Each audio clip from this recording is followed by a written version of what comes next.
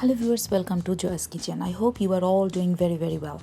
Today I'm going to show you a very typical Bengali dish which we call beef tehari. This is one of kind of like you can say small brother of or small sister of biryani, but there is a little bit of difference when I'm going to cook this dish. I'm going to show you, and this is like a proper beef tehari and the easiest way with how I cook. So I hope you're going to like the recipe. Just stay with me and enjoy the recipe. To make my beef tehari, I took 2 kilo solid beef here. There is no bones here. It's just the solid meat beef. That's what you need to make the tehari. I took half kilo pilau rice. This is just plain pilau rice, not basmati pilau rice. Mustard oil. Finely chopped 5 large onion and at least 25 green chilies.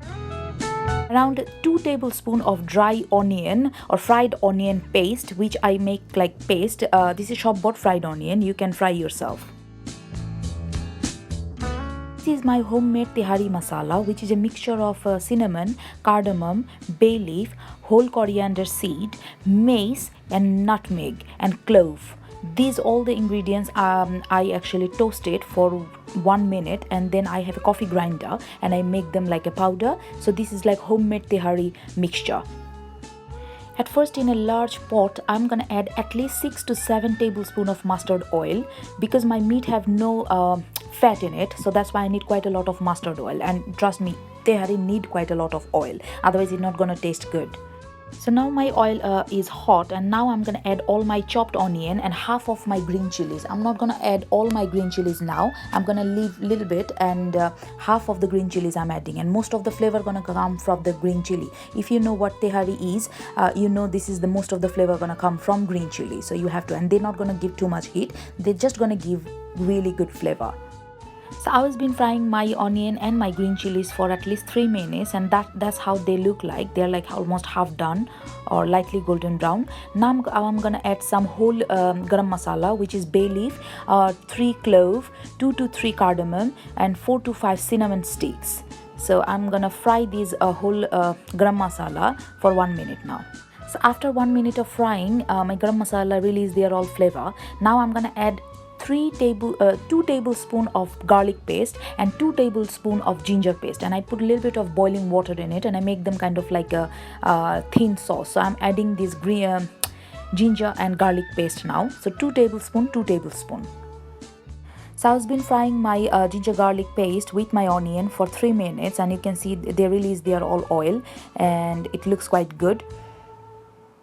The flavor is coming from my onion is so good. And now I'm gonna add all my beef pieces.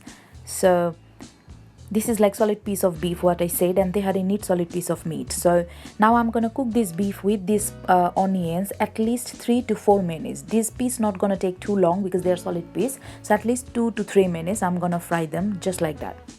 So after around 3 minutes of frying, that's how my beef looks like now, which is almost half done. As I said, this is solid piece of beef, so they're not gonna take too long. But I'm gonna cook them for another 3 to 4 minutes more.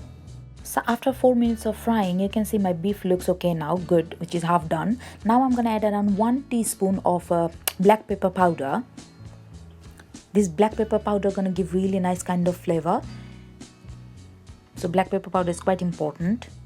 And now I'm gonna add around 1.5 teaspoon of tasty salt, which this tasty salt we use when we cook Chinese food. This is very important when you are making tehari because that gives a really different kind of flavor, and all the restaurants in Bangladesh you eat tehari, they definitely use these ingredients. So don't forget to add a little bit of tasty salt in your tehari.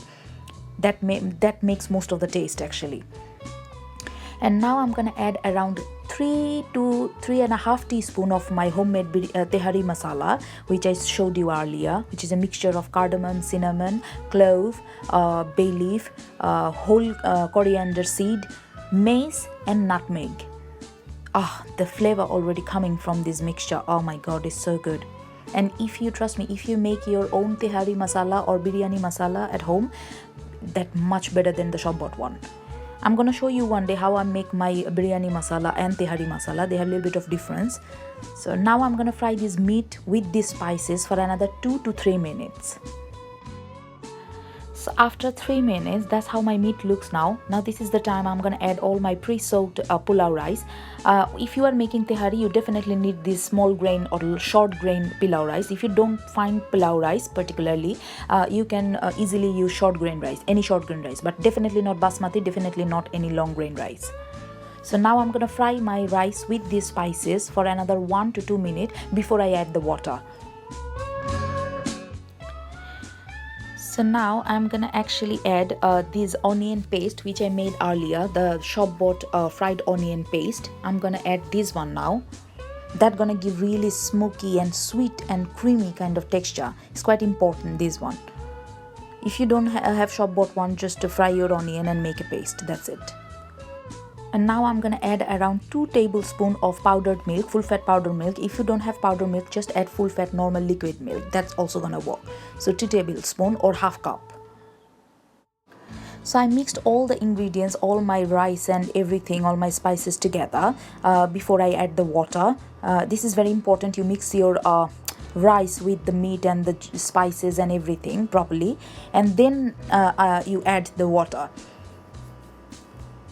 So my rice is mixed up properly now. Now I'm gonna add around 4 cups of boiling water because I'm cooking half kilo rice, so I need at least 4 cups of boiling water, but it depends how much you are cooking. So after you adding the boiling water, don't actually start steaming it. Just let it cook without put the cover on. Just don't put your cover. Just cook it just like that, at least 1 minute. After that you cover your rice. If you cover it now, your rice is going to be very soft. So I was cooking without covering my rice, just like that, 1 minute, which is my rice is half done. At the same time, in a smaller hob, I added actually this particular thing, which actually very good if you want to steam any biryani or rice. If you don't have that, if you have any old fry pan or something, put the fry pan on and then put your rice pot on top of it just to steam your rice, because we don't want direct heat now, because that's gonna steam very slowly, at least for 30 minutes. So I'm gonna put this pot on top of these things now, and I'm gonna steam my rice at least 30 minutes. Before I put it on steam, now I'm gonna add at least 1 tablespoon of kara water now on top of my, when you're gonna see your rice have still a little bit of water, that time you use your kara water, then that water gonna distribute all over your rice. So I'm adding at least 1 tablespoon or 1 cork kara water for half kilo rice, and then I'm gonna cover it and I'm gonna steam it at least for 30 minutes. So after 20 minutes, now I'm gonna uncover my rice pot. I just want to see like how it looks, and at the same time I want to show you, if you cook biryani, usually you use foil or any kind of like flour to cover it properly, but my lid have no hole, so it's fine. I don't need to add any foil paper or nothing. That's gonna steam properly my rice. So after 30 minutes, that's how my rice looks. You can see all the water is gone and it looks so good.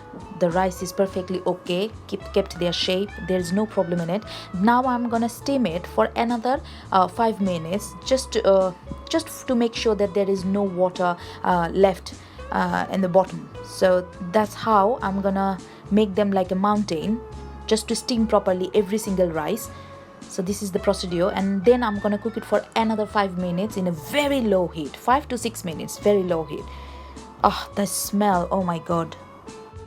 So after another 6 minutes, now I'm gonna uncover my pot and I'm gonna show you. Oh my god, the smell, you just can imagine like how good the smell is coming from my tehari, and it's so good. Oh, this is the best thing if you make your own spice mixture at home, because you know what you are making and you know what flavor you want. Because all the especially in London, all the shop bought biryani and tehari masala, they said they are like shit, they have no flavor, they all taste same. So I prefer my one. Oh, look at them, so fluffy.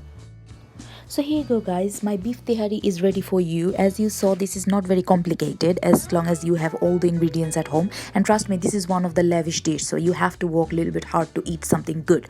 So trust me, if you just follow my recipe and make it like that, you're gonna get exactly the same taste what you had in your country in Bangladesh. It's like proper particular, like very unique kind of beef tehari. So I hope you're gonna like this recipe, and don't forget to like and subscribe my channel and follow my recipes and share my recipes with your friends, family and neighbors. I hope you're gonna make this rice dish, this beef tehari, and you're gonna enjoy with your family. Bye bye, take care.